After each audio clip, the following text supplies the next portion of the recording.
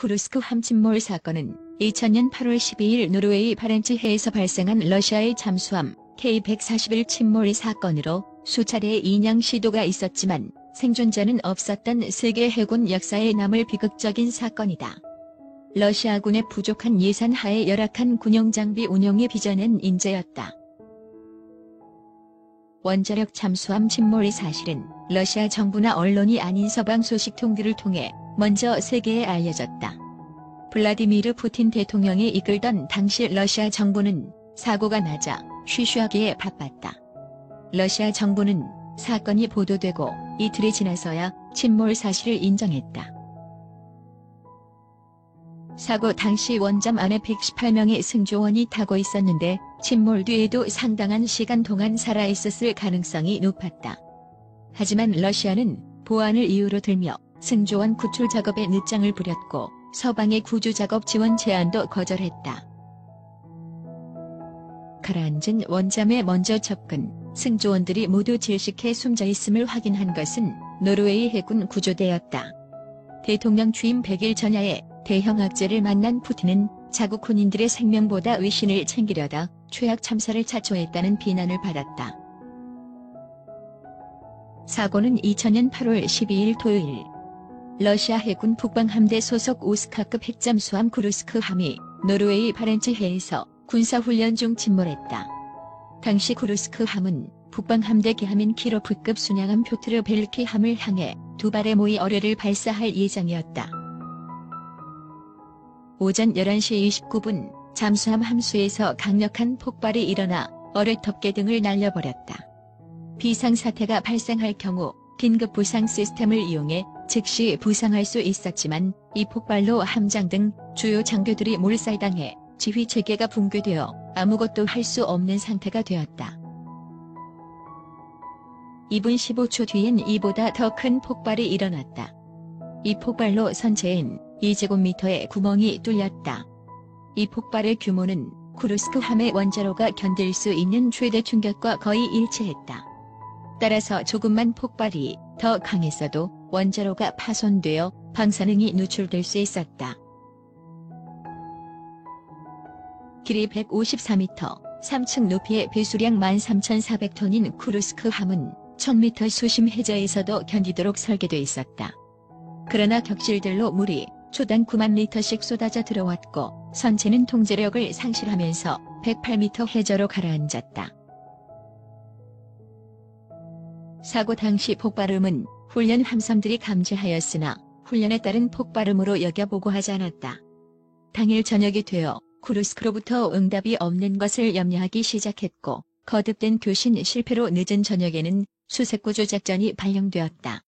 사고 다음 날인 13일 아침 파손되어 가라앉은 쿠르스크의 선체가 발견된다. 잠수함 해난 구조 기술에 있어서는 서방 국가가 앞선 것이 보편적인 인식이었음에도 불구하고 러시아 정부는 미국을 비롯한 외국의 지원을 거절했다. 과거 냉전 상태였던 나라의 도움을 받는다는 국가적 자존심 문제였을 수도 있고 혹은 신형 오스카급 잠수함을 타국에 내보인다는 것이 내키지 않았을 수도 있다. 이유가 무엇이었든지 간에 러시아의 장비와 기술로는 악천후와 온도를 극복할 수 없었고 이는 귀중한 초동 대응 시간을 허비하는 결과로 이어졌다.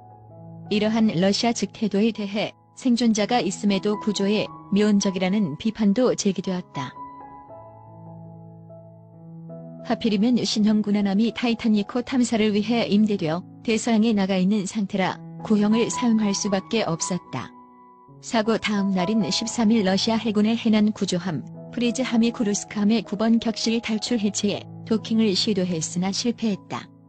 화요일과 목요일은 악천후를 이유로 시도하지 못했고 금요일에는 도킹을 했으나 여합에 실패했다.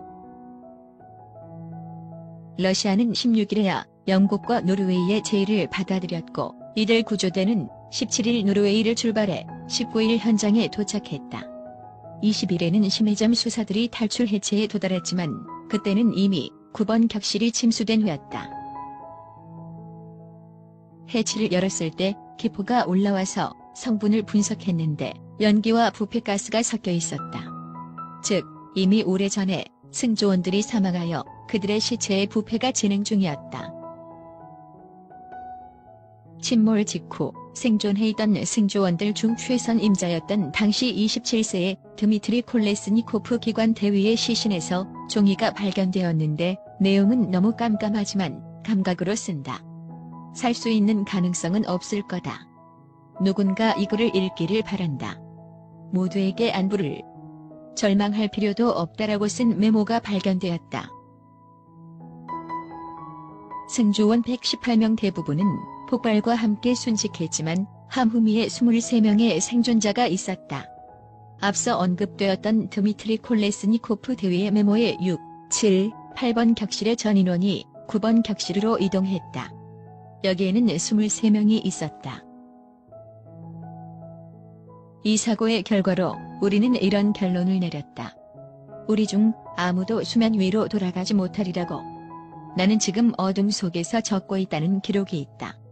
100m 정도는 구조가 가능한 수심이었기 때문에 그들은 모여서 구조를 기다렸다. 어둠 속에서 그들을 구조해 줄 것을 믿으면서 희망을 버리지 않았다. 부검 결과 이들은 사고 후에 최대 8시간 정도 생존해 있던 것으로 추정되었다. 9번 격실의 화재 흔적과 내부에서 발견된 타버린 이산화탄소 제거 카트리지로 추정해 볼 때 이것을 바닥에 떨어뜨렸고 기름이나 물과 접촉하면 화재를 일으키는 성질이 있어서 화재가 발생, 전원 질식사한 것으로 보인다. 인양한 선체를 해체하여 분석해 폭발 원인을 찾던 합동조사반은 선체의 머리에 눈길을 모았다.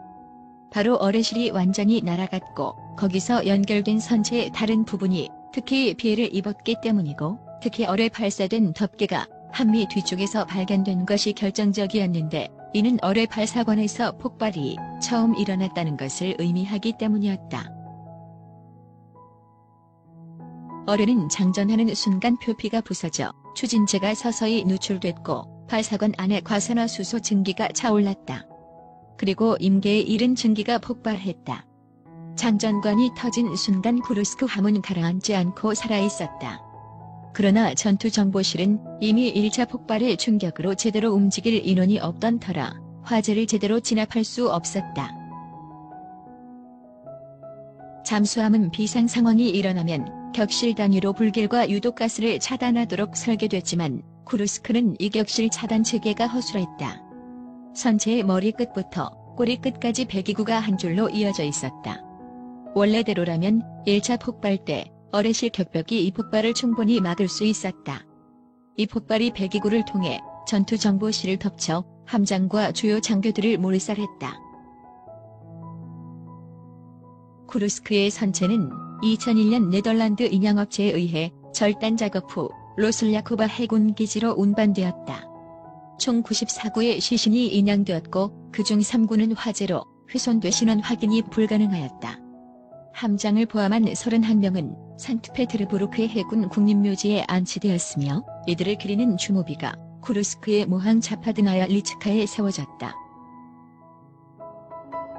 2018년에는 쿠르스크라는 제목으로 영화화되었으며 2018년 23회 부산국제영화제에 출품되어 한국에도 공개되었다.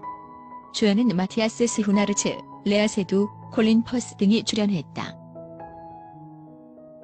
지금까지 쿠르스크 함침몰 사건의 실화 이야기였습니다. 즐겁게 보셨다면 구독과 좋아요를 부탁합니다. 감사합니다.